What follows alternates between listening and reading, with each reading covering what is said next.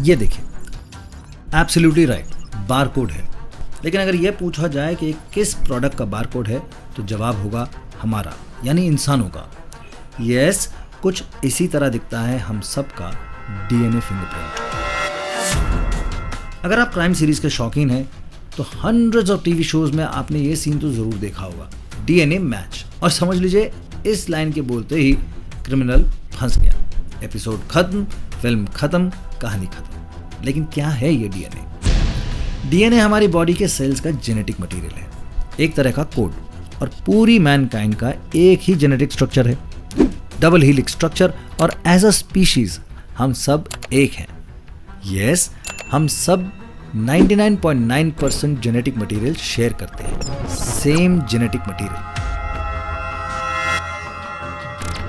लेकिन ये जो 0.01% का डिफरेंस है वो बहुत बड़ा है और बहुत काम का है। यही 0.01% जेनेटिक कोड डिटरमिन करता है कि वो किस इंडिविजुअल का यूनिक पैटर्न है। हमारे genetic codes and traits mother and father से आते हैं और इनके यूनिक कॉम्बिनेशन से बनता है हम सबका जेनेटिक कोड। मजे की बात यह है कि दुनिया के हर इंसान का कोड अलग है। इसका मतलब यह कि आपके फिंगरप्रिंट और रेटिना की तरह आपका डीएनए का बारकोड भी आपके लिए एक्सक्लूसिव है, यूनिक है। यूं तो डीएनए की डिस्कवरी 1869 में हुई थी, लेकिन इस टॉपिक पे सदा से रिसर्च चल रही थी और आज भी जारी है। इसी रिसर्च की जर्नी में एक नाम ने अपनी जगह बनाई और वो है सर एलेक जेफरीज। उन्होंने एक्सीडेंटली डीएनए फिंगरप्रिंटिंग को डिस्कवर किया। लेकिन अगर यह कहा जाए कि जब डीएनए फिंगरप्रिंटिंग को पहली बार क्राइम सॉल्व करने के लिए यूज किया गया तो उसने एक मर्डर सस्पेक्ट जिसपे 2 रेप और मर्डर के चार्जेस थे उसे एक्सोनरेट कर दिया, यानी कि वो छूट गया, साफ बरी हो गया। क्या है ये कहानी? कहानी किसी फिल्म की कहानी से कम नहीं, बट एकदम सच्ची है। This is the true story of DNA fingerprinting and forensic crime solving, the first ever.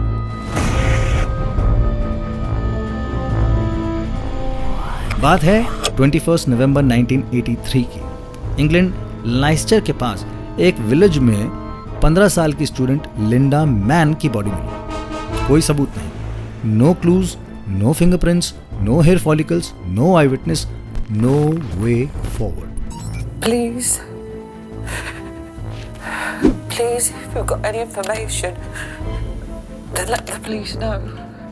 वो इसलिए कि अर्ली 80s तक मोस्ट कॉमन फोरेंसिक साइंस होती थी fingerprint analysis, hair matching analysis, teeth matching analysis या फिर क्लासिक आई विटनेसेस।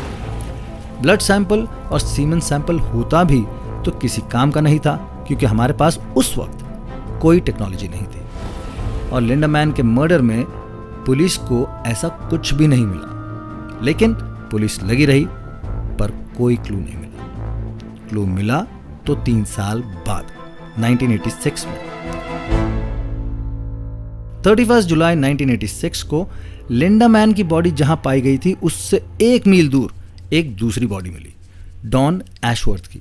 ये भी 15 साल की स्टूडेंट थी और यहां भी कोई काम का फोरेंसिक क्लू नहीं मिला। पर एक बात हुई, बॉडी के मिलते ही पुलिस सर्टन हो गई, उसका शक यकीन में बदल गया कि उन्हें एक सीरियल किलर की तलाश है और ये किलर लोकल है। दोनों विक्टिम्स की क्राइम साइट से लिए ब्लड सैंपल से पुलिस को ये तो पता था कि क्रिमिनल का ब्लड ग्रुप ए है, बस इतना ही पता था। लेकिन ब्लड ग्रुप ए के कई लोग होंगे तो किलर को कैसे पकड़ा? डेविड बेकर इस केस में चीफ इन्वेस्टिगेटिंग ऑफिसर थे। उन्होंने शक और सर्कमस्टेंशियल एविडेंस के बेसिस पे 17 साल के रिचर्ड बकलैंड को अरेस्ट किया था। 3 साल में वो एक लौता सस्पेक्ट था। पुलिस के पास उसका कन्फेशन भी था, बट एक प्रॉब्लम थी। उसने कन्फेस किया कि डॉन एशवर्थ का रेप और मर्डर उसकी एक्सीडेंटल करनी थी, लेकिन लिंडा मैन का मर्डर उसने नहीं किया। ऐसे में पुलिस पे प्रेशर बना कि कैसे रिचर्ड को लिंडा मैन की मौत से जोड़ा जाए। यहां यह चल रहा था और वहां सर एलेक जेफरीज, उनकी जो डीएनए फिंगरप्रिंटिंग थी वो तहलका मचा रही थी। पैटर्निटी टेस्टिंग और डिजीज रिसर्च में उसका यूज हो रहा था, पेपर में छप रहा था।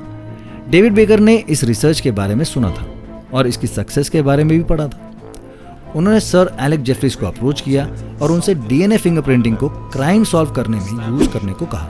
This person was indeed guilty not just of the one murder, but of both murders. We understood that he would be able, with the testing, to bring it down to one individual. Yes, ये था वो पहला मौका, DNA fingerprinting का सबसे पहला और सबसे बड़ा टेस्ट। सर जेफरीज ने रिचर्ड बकलैंड का सैंपल लिया, उसका एनालिसिस किया और रिजल्ट आने पे ये कंफर्म किया कि दोनों मर्डर्स में कल्प्रिट एक ही है और दोनों सैंपल्स एक ही शख्स के हैं, लेकिन वो शख्स रिचर्ड बकलैंड नहीं है। तो पहले ही एनालिसिस में सस्पेक्ट रिचर्ड बकलैंड, एक लौता सस्पेक्ट, साफ बरी हो गया। Both girls have been raped and therefore presumably murdered by the same man. And then this is the prime suspect, Buckland. Here's his blood DNA profile. They're completely and utterly different from the semen profile from the victims. The prime suspect, in fact, was innocent and this was a false confession. ऐसे में police ने एक announcement की, नाबरो, एंडबी और little Thorpe area के जितने males हैं between the ages of 18 and 34 सब वॉलंटरीली आए और अपना ब्लड सैंपल दें। इससे दो बातें होंगी, दो माइनर लड़कियों के कातिल को पकड़ने में मदद होगी और साथ ही साथ लोग अपने नाम को सस्पेक्ट लिस्ट से क्लियर कर सकते हैं। और इसके बाद वहाँ भीड़ लग गई और दुनिया की सबसे पहली डीएनए स्क्रीनिंग शुरू हुई। इस सैंपल एंड स्क्रीनिंग प्रोसेस को आज हम कहते हैं डीएनए प्रोफाइलिंग। ऑलमोस्ट 5,500 लोगों के सैंपल्स कलेक्ट किए गए और स्क्रीन किया गया। इस पूरे प्रोसेस को ऑलमोस्ट 6 महीने लग गए और रिजल्ट जीरो, नाडा, जिल्च, यानी कि कुछ नहीं। कोई भी सैंपल क्राइम साइट के सैंपल से मैच नहीं खाता था। पुलिस फिर वहीं की वहीं। और फिर 1 अगस्त 1987 को almost by a stroke of luck police को पहला सुराग मिला एक फोन कॉल की शक्ल में।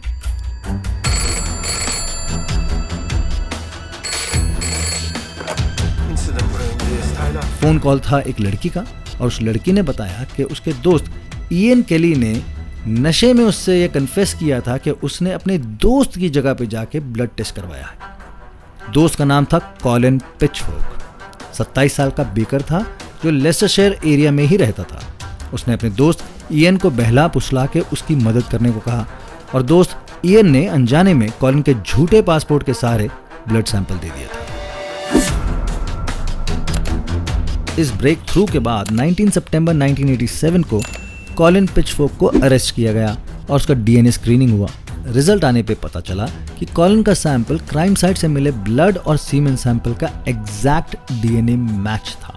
कॉलिन पिचफोर्क बन गया दुनिया का सबसे पहला वो क्रिमिनल जो डीएनए फिंगरप्रिंटिंग से पकड़ा गया। कॉलिन पिचफोर्क को 1980s के पीनल कोड के तहत 30 साल की जेल हुई। कई बार पैरोल के लिए उसने अप्लाई किया और बार बार उसका पैरोल मना हो गया। लेकिन इस साल यानी 2021 में 7 जून 2021 को पैरोल बोर्ड ने यह डिसाइड किया कि 61 इयर्स के कॉलिन पिचफोर्क अब सोसाइटी के लिए सेफ हैं और किसी के लिए खतरा नहीं है, तो लिहाजा उनको छोड़ दिया जाना चाहिए। उसकी रिहाई अब बस कुछ दिनों में है। तो ये थी कहानी डीएनए फिंगरप्रिंटिंग और फोरेंसिक साइंस की। आपको ये सेगमेंट कैसा लगा? लंबा लगा, छोटा लगा, इंटरेस्टिंग लगा, बोरिंग लगा? जैसा भी आपका सेंटिमेंट हो, आप अपने अंगूठे से हमें बता सकते हैं, शेयर करके, लाइक करके और अगर मन करे तो सब्सक्राइब करके। Thank you.